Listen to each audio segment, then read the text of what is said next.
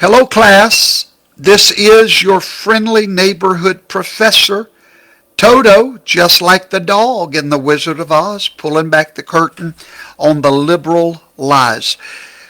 So I need to assure you folks that are supporting Donald Trump, I need to really talk to you because the fear that I see in some of you, it's heartbreaking. And I want to help settle that fear.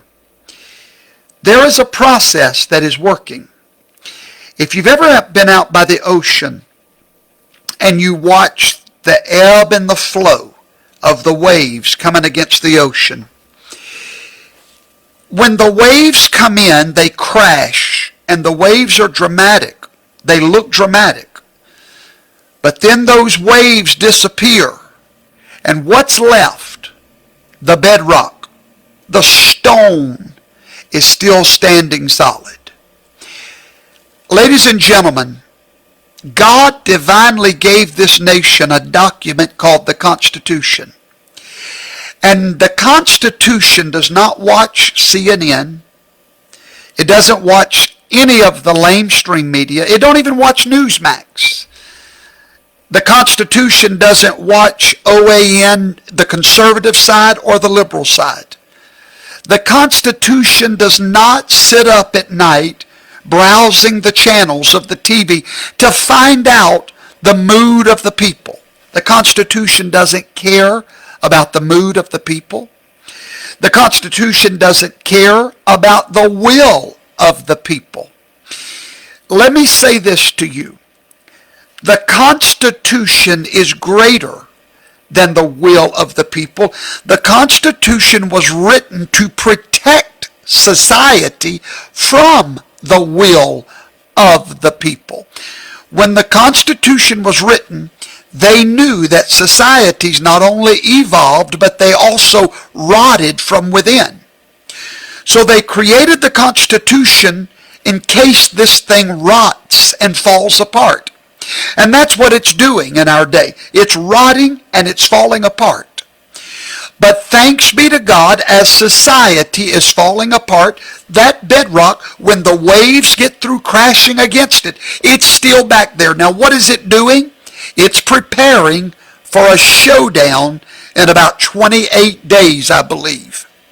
A showdown between the left and the right. Both sides is coming to the great battle of the Constitution. They're going to meet in the battlefield of the word, of the original words of the Constitution. Now, I want to explain the difference to you in originalism and original intent in the Constitution. Many people say that we need to try to understand what the founders intended when they wrote the Constitution. No, ladies and gentlemen, the reason we don't have to figure out what they intended is because they used something called words. Those words were spoken and those words were written down. Just like God spoke the word and men wrote it down. The law of the land is the words that was written down. We don't have to figure out what they meant because we know what they said. The only thing we have to figure out 200, 300 years later is what the words meant when they were spoken. Now stay with me. I'm giving you an education that will help you calm down. The words that were spoken, they changed their meaning with time. Let me give you an example. I want you to imagine 20 years ago, you were sitting there with a television in a big box in your living room. You didn't have a remote control back then. At least I don't think we did. And I want you to imagine me coming into your living room and you asking me a question, and I say to you 20 years ago, well, just Google it. Well, you would have looked at me like I'd lost my mind. Why? Because that word did not have a meaning in that day. The meaning of words change with time. So our job as textualists, not original intent, get that out of your mind. We're not trying to figure out what the founders were thinking. They told us what they were thinking. What we have to find out is what the word meant at the moment it was spoken. When you figure out, once you figure out the intent of the word, not the mind, because then we would all be changing the law 24 hours a day. No. Once we go back in time and we find out what that word meant, now we have the meaning of the Constitution. Just like the Bible, there was some things that were said culturally that we cannot identify with today because the meaning of the word has changed. I'll give you a perfect example, and I'm going to be real careful here because I don't say slang words, curse words. But when I was a young boy, my grandfather was an old Mississippi preacher, but he had a language that was from the hills. When he would refer to a female dog, he didn't say, look at that female dog. He said, look at that. Yeah, you probably know what he said. Now that word was common usage back then. The first time I heard my grandfather say, and he was a preacher, and he said, get that bitch out of my yard. I was blown away because that word was not in my generation's vernacular except for something horrible. But in that generation, that word had a different meaning. I'm getting somewhere. Y'all better stay with me, okay? So the intent of the Constitution was given to us in the words. Those words is what's going to judge this election not long from now. And I'll tell you why that has to be. Because all of these states are in court battles, and those court battles are being rejected. They're working their way up to the Supreme Court. The Supreme Court, 9 times out of 10, will be the deciding voice in this election. Unless we get lucky and the legislatures of the state do the right thing. But if they don't, the Supreme Court will. So when it gets up to that Supreme Court, you've got 9 people, and they have got to look at the bedrock of this nation. They've got to read the words for what they meant. Let me give you an example. Do you know that the entire woman suffrage movement back in the 1920s, whenever it was, when all these women were out carrying signs that women's right to vote.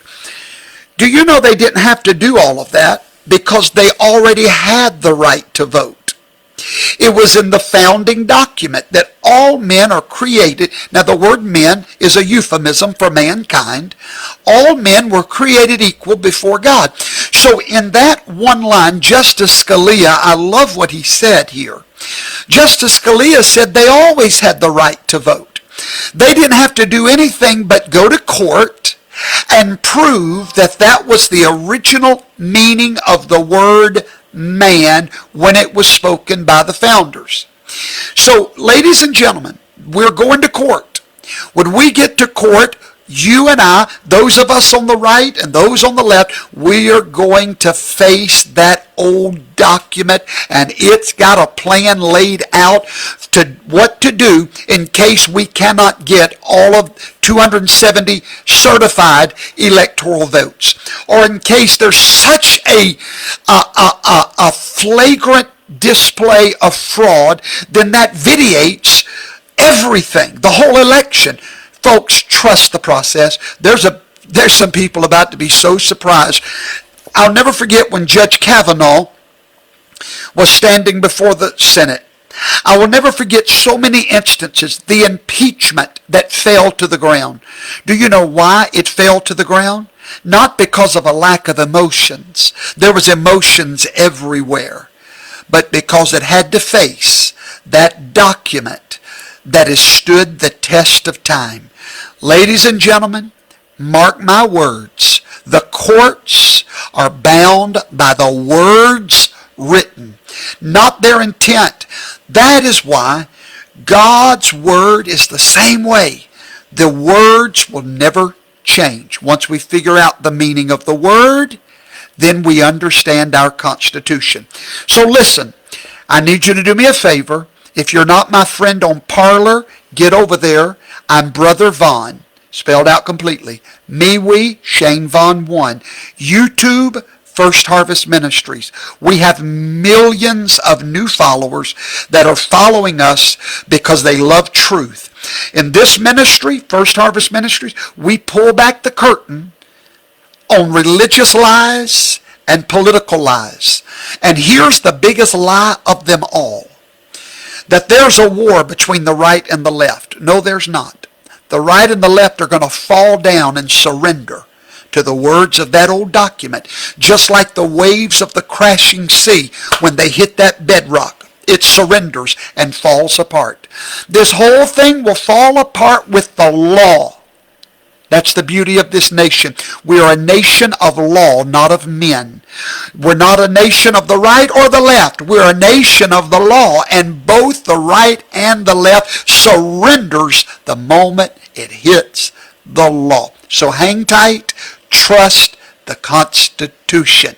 Okay? God bless you, everybody. I know you're going to help me out and share this because I do a lot of work for you. Let's get it out there so all of these freedom-loving patriots can sleep a little better tonight. God bless you. Trust the Constitution.